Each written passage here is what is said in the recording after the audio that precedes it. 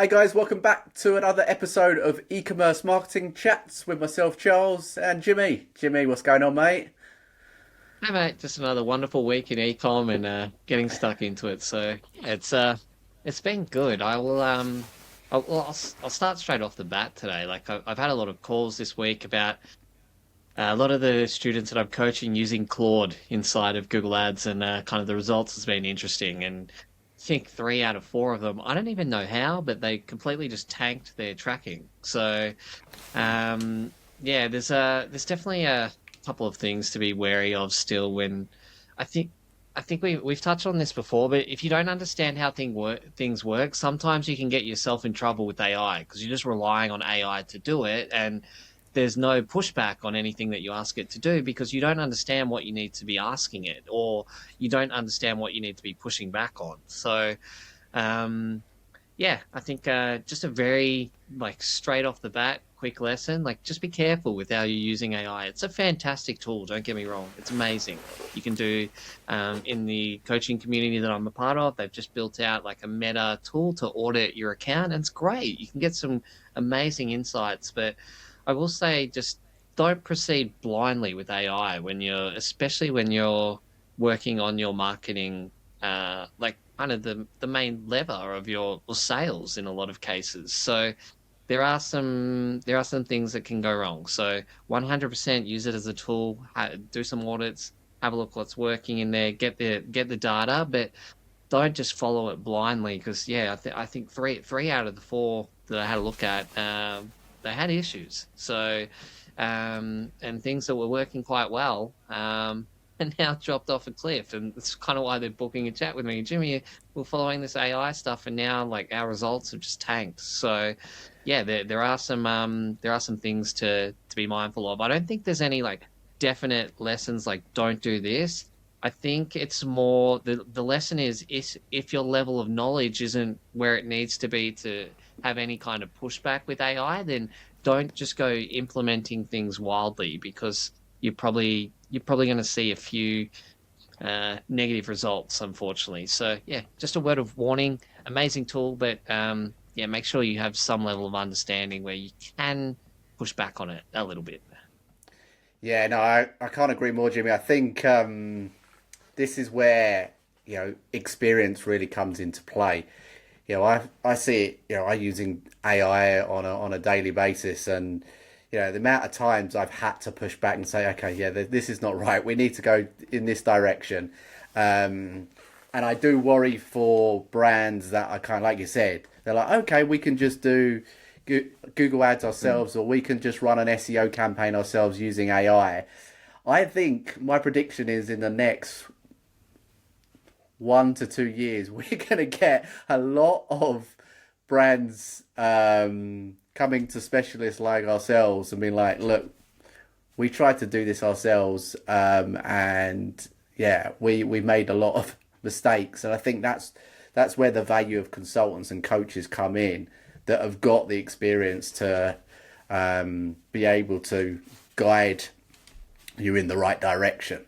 Because it's all well having the tools, but like you said, if you don't have the knowledge or the experience, you're taking the AI's direction blindly. And I think we're going to see a lot of that, or we already are by the sounds of it, based on your conversations that you've had recently. Yeah, the thing is, like, I'm encouraging people to use it, but I think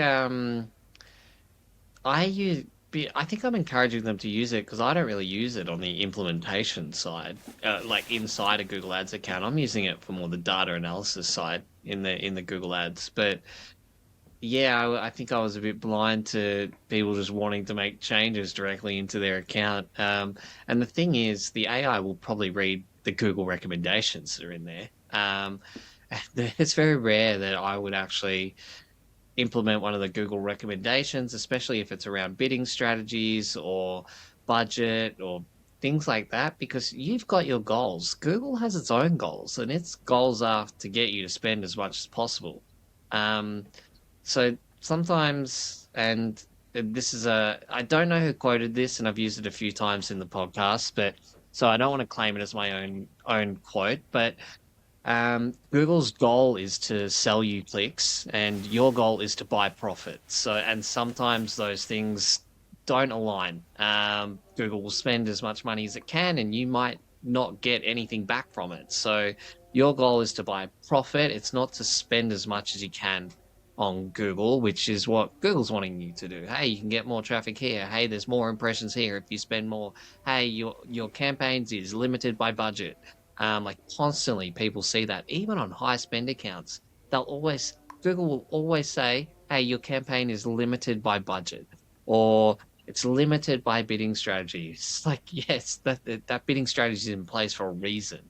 Um, so yeah, it is but when AI goes in there, it's going to go and probably have a look at the Google recommendations and like, yeah, this makes sense, and then just implement probably all of it. So Yeah. and that's where people can get in trouble. So AI is coming in a massive way. Don't get me wrong. I am not discrediting AI in any shape or form. I'm just saying, just be careful with how you're using it when you're implementing it on kind of your main marketing levers, I guess. Yeah. Yeah. Makes sense. Makes sense. On the organic search side this week, actually, Google Search Console released another new feature. So now you're actually able to connect your social media profiles as their Okay. own properties. So what you're able to see now is what search queries are driving traffic to your social media content, specifically within Google. So if someone types in a search So query and lands do you mean like Google's tracking like to Meta or just its own properties?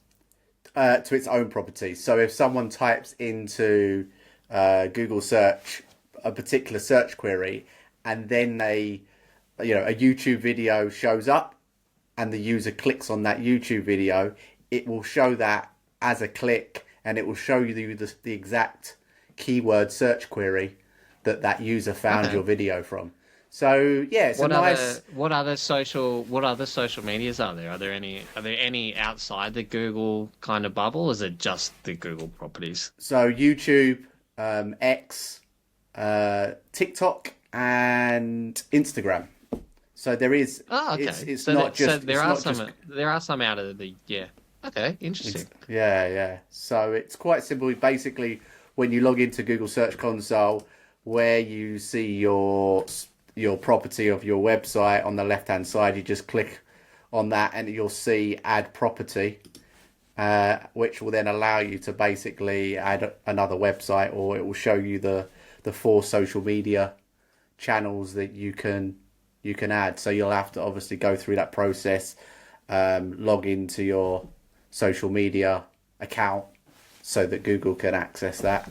And the data will propagate in about 48 hours. So I've done that just Nice. on my own social media accounts. And also, I'm going to tell my clients about this as well, because a few of them have got pretty big YouTube channels, which I think would be useful to see some of the data on.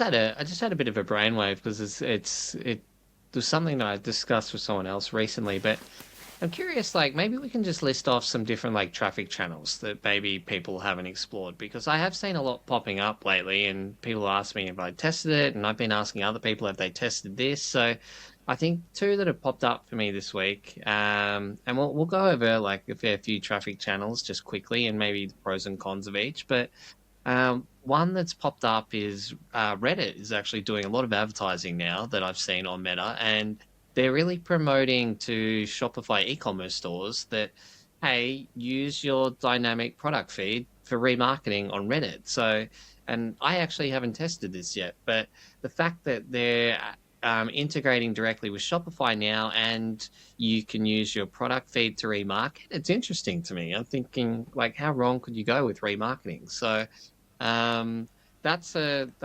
traffic channel that I haven't tested yet, but I'm keen to test that and see if there's some results. The other one is obviously ChatGPT, and I've seen mixed results for this. I still think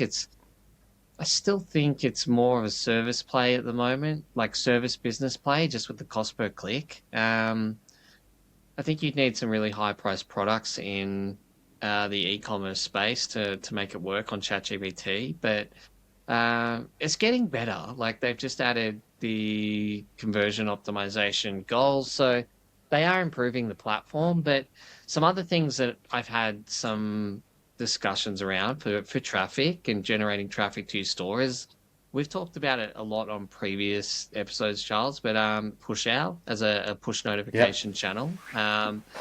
I think it's really good for like abandoned carts and sending reminders back to the device where they were actually on when they got to your cart and didn't proceed. I think it brings back a fair bit of revenue for how much the app actually costs. The other thing that I'm asking a lot of my clients and students to implement is getting their product feed on Bing. I know it's a painful process, but I mean, if you can push through and get it on there, in front of your competitors, you've like Bing probably brings in 10% of the traffic, potentially less of Google, but that's 10% that you can get that you wouldn't have had previously. So, and it's free. You can get on the shopping network for free. You don't even have to run ads. So Bing's another good one. Some ones I've thought about too for like the creative industry that hardly ever gets talked about, like Pinterest ads and being on that Pinterest platform. Um, I think I think the purpose of this discussion is a lot of people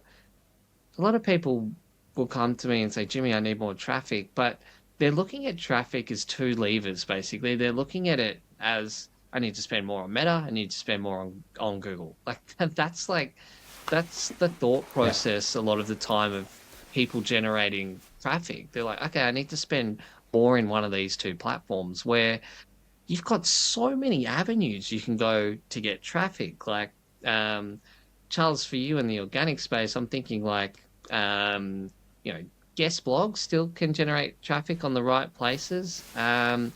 Getting found on listicles and reviews and like all these things compound. It's not just when you need more traffic, like if your only solution is I'll spend more on Meta and Google, like you're going to cap out at that at some point, meaning that you're going to get to a certain spend and realizing that your return on ad spend starting to drop off and you need to get traffic somewhere else. So I think another massive one, this is probably the most important one in e-commerce, is your email marketing. I still think, even though I'm Google biased, I still think email marketing is like the cornerstone of a healthy e-commerce business.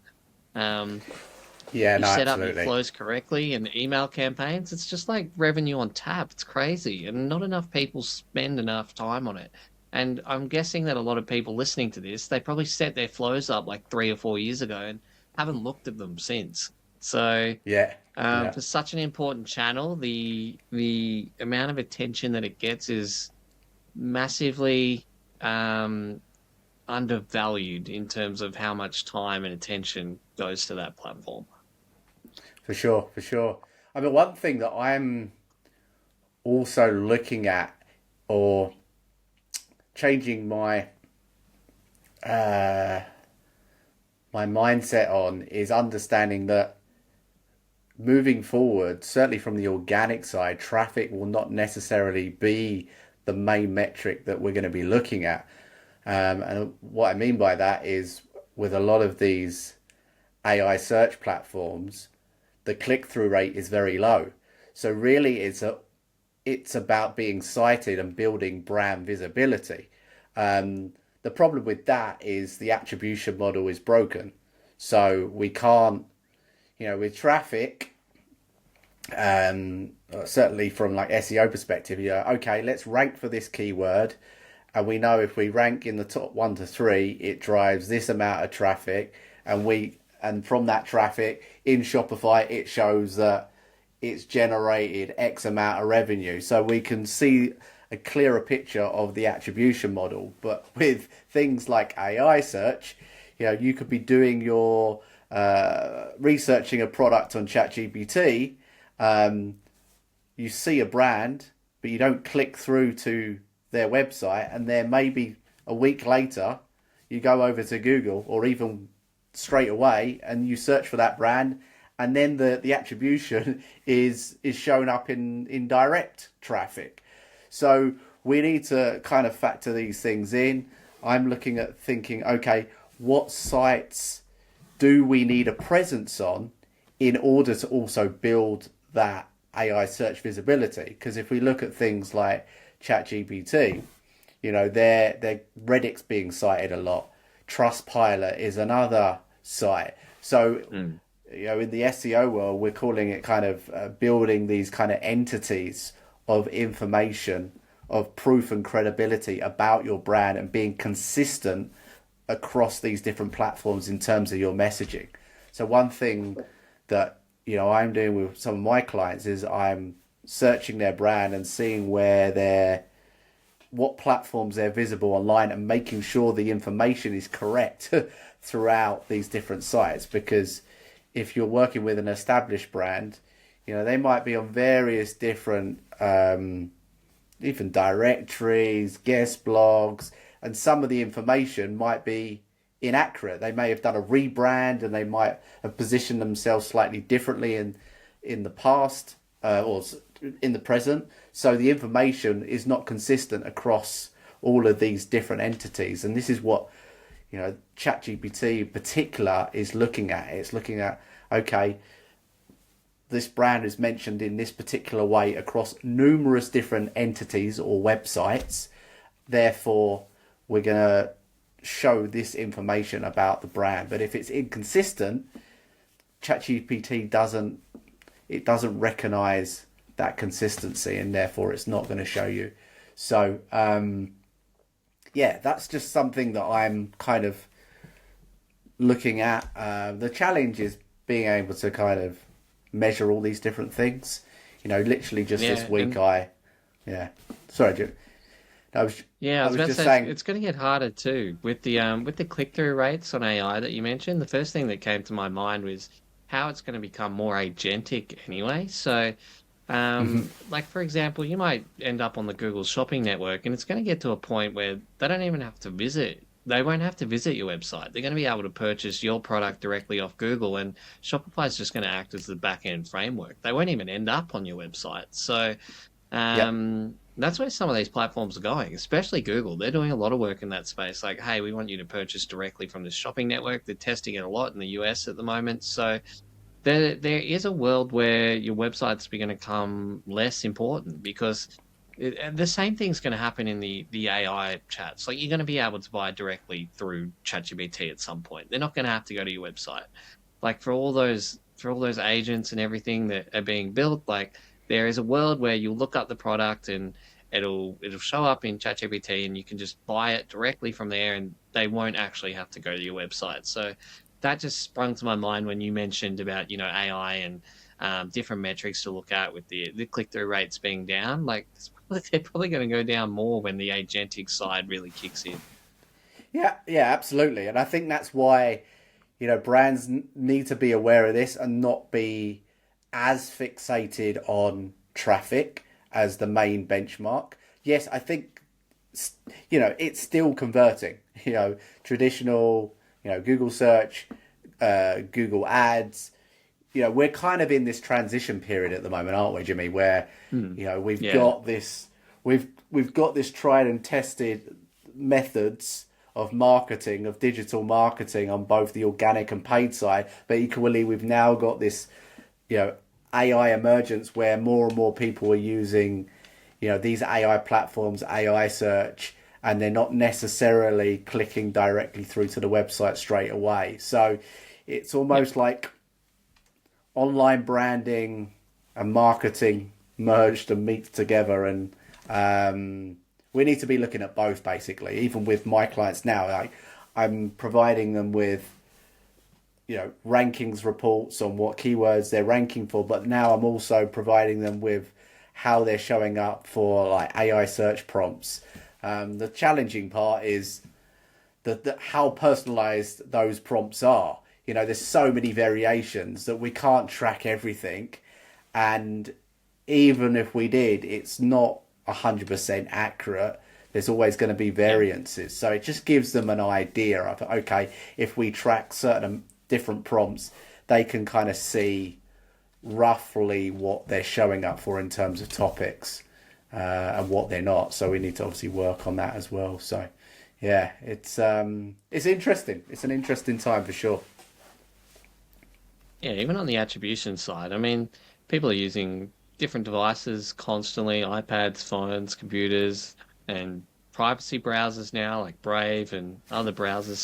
So things are getting harder and harder to track accurately. That's why like those marketing reports should always just be used as a guide, I'd say, and they never match up 100% accurately. You can get pretty close with server-side tracking, but even with server-side tracking, um, then the numbers might add up to your back end, but it doesn't necessarily mean that, like, if they came from Google, that that was the only marketing touch point that they had throughout the journey. So, yeah, there's a few things to keep in mind on the attribution side, but yeah, I think back on the topic of just traffic, do you have any other like good ones, Charles, that you've been using to like generate, I guess, traffic? Another one is like blogs. We've talked about that a few times. I've been able to generate a lot of traffic just from high quality blogs. So I know we Yeah, I mentioned mean, before just about going on guest posts and stuff like that, but just having your own high quality blogs too. yeah, for sure. I mean, I would say the other one that we've not mentioned is probably digital PR. That Yeah. that's not only helps from a kind of branding and credibility and proof perspective, but also that's in terms of kind of backlinks and not so much referral traffic, but more as a kind of high quality backlinks, which has a knock on effect with your own rankings and AI search visibility. There's We've multiple got a benefits to we've doing got a that. really good we've got a really good show on that one too, don't we, Charles? With it Yeah, was it with Chris. Chris? Yes, Yeah. So um Pantelli. I think. yeah, so go back and watch that one because I actually learned a lot just in that episode chatting to Chris, and I think going into that chat, I was just because I didn't know like a whole lot about digital PR, so the whole episode is basically me just hammering Chris with questions, and he answered every single one of them, and I had a really kind of good understanding of how you could use it going forward after that show. So if you're looking for information on like digital PR and building backlinks through that process, that was actually that's probably one of our best in terms of informative episodes on a topic, I'd say, Charles. So yeah, Yeah, Chris is one that of the one best when it was comes to definitely that. worth checking out. Yeah, absolutely. Yeah, I mean, Chris, he runs his own digital PR agency, and he's very knowledgeable. Definitely one of the best.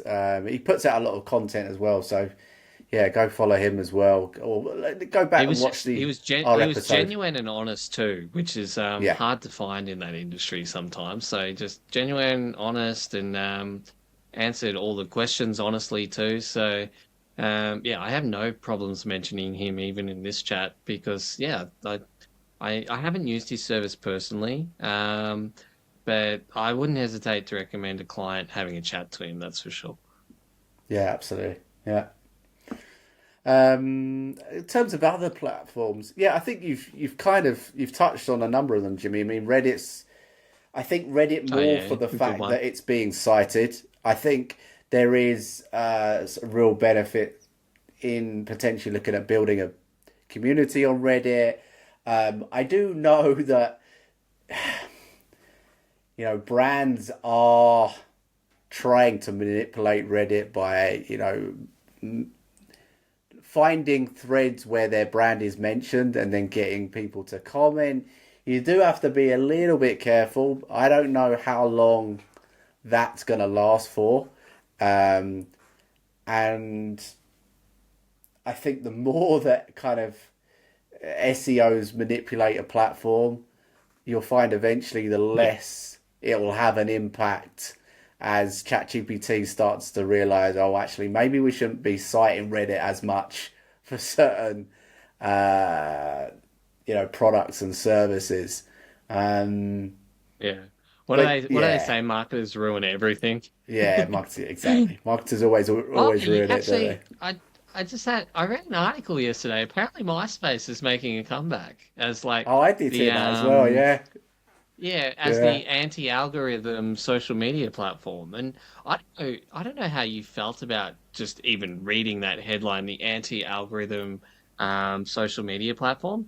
I felt a wave of calm come over me when I read that. And then like nostalgia too. I was like, yes, I just want to see the posts and things from my friends, like not an algorithm and all this other crap. I just want to see stuff from the people that I actually follow and I have a connection with. So, um, like I don't know how brands could leverage that when it comes back, but I don't know. I'm keen to check. I'm keen to check out MySpace and see what they can do. I know there's been a lot of money dived into kind of um, helping it make a resurgence, but um, yeah, it's interesting to me. So keep that on the radar. Like MySpace has been in the wilderness for what 20 years, but yeah, who knows? Might make a comeback. Yeah, I don't think I were you. Did you have a profile on MySpace? I don't think was Yeah, ever. I think Facebook yeah. for me was the first, but I think MySpace the equivalent in the UK was Bebo. I don't know if you use that.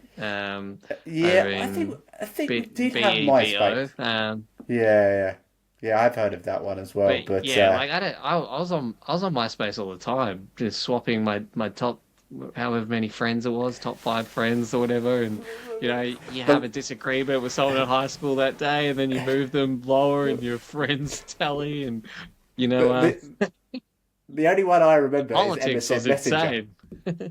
Yeah, Oh yeah. yeah, that too. Imagine advertising That's on that now. Imagine that as a great platform. Like if you're just chatting to someone and then the MSN algorithm picks up like the topic that's being discussed and then just puts an ad oh up god, there. you can That would be imagine. fantastic. Yeah, yeah. That's I'm yeah, it's surprised they haven't crazy. done that in Messenger yet. For Meta, like picking up on Yeah. keywords in your chats with someone else and just having like an ad pop up in Well, your Messenger yeah. conversations. I do think it's quite. I'm certain these platforms are listening in because the amount of times I've had a conversation, Yeah. with someone, and then about something, and then literally about 10 minutes later, the ad pops up related to that topic, and I'm like, there's no coincidence there.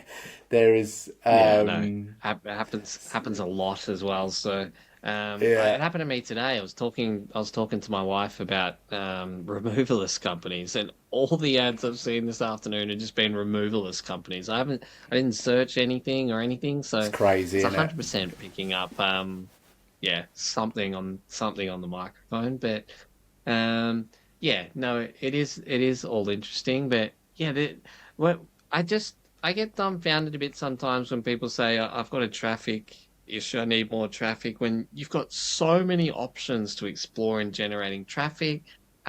Social, like organic social videos, like can drive. If you get a moonshot video or a video that goes viral, you can blow up your business overnight. So I don't want people to think that when they need more traffic, the only levers they can pull is spending more on Google or spending more on Meta. So there Yeah. are other options. Some of them aren't as instant as paid ads, but there are other platforms where you can spend money too. So yeah, experiment with all those and see where you can drive some high quality traffic. Experiment with some blogs. See if you can do a really good digital PR campaign and get something out there as well. So yeah, don't limit yourself to two levers that you can pull, Meta and Google. It's not a great moat to build around your business, and if you can start to generate traffic from multiple places, it just has an overall lift on the whole business. I can go in the back end of numbers and in the stores and just have a look at the attribution, and if they're from just one channel, like if all your traffic's from Meta, I'm like, this is a very risky business because if something goes wrong here in Meta, then your business is going to tank until you sort it out. So the healthy businesses they have traffic sources from everywhere, organic, paid, blogs, and then if something happens to one of those platforms at any point, then all the other platforms are still there. So you've got time to fix a lever that's dropped off. If your main lever drops off and it's the only lever, then yeah, you're in a bit of trouble until you can get that sorted out. Yeah, no, absolutely. Yeah, I think the businesses that I've worked with that are successful and they continue to grow. They've got really paid organic search and then organic social those kind of three core pillars, and then obviously you can include things like email as well, as additional levers for your existing subscriber list. But I think when you've got those three in the mix, you're certainly more in growth mode than survival mode. I think you're right. Relying on just paid ads to grow your business consistently is a little bit of a dangerous strategy long term. Yeah, well, we've just hit the half now, so we might leave that with the audience for now. Have a really solid think about other places where you can generate traffic. Don't just go to the main stayholds. Explore other options because there are some really good options out there. And just to recap on what we touched on at the start of the episode, don't follow AI's advice just blindly. I'm seeing have it some impact in some businesses, detrimental. So yeah, make sure you have a kind of a solid base level of understanding before you're getting it to like go in and change things in your ad account. But yeah, other than that, you can check us out on all the podcasting platforms on e-commerce marketing chats, or check us out on Meta at Shopify Marketing Secrets. You said we got an Instagram too now, Charles. Is that right? We have got an Instagram, but we've not done anything with it yet. So we are Well, on Instagram. So follow anyways. yeah, give us a What follow. is it? E-commerce marketing chats, is Yeah, it on Instagram? yeah, we're on e-commerce marketing chats on all socials. Well, not all social. Instagram. Obviously, if you're watching on YouTube, and then obviously, yeah, all the major podcast platforms, e-commerce marketing chats. So, and we've also got a website as well, ecommercemarketingchats.riverside.com. So yeah, we're expanding. we're getting our Going entities. global. Yeah. Yeah, perfect. All right, guys. Well, we will catch you guys next week. Enjoy your week and go crush all things ecom. Take care.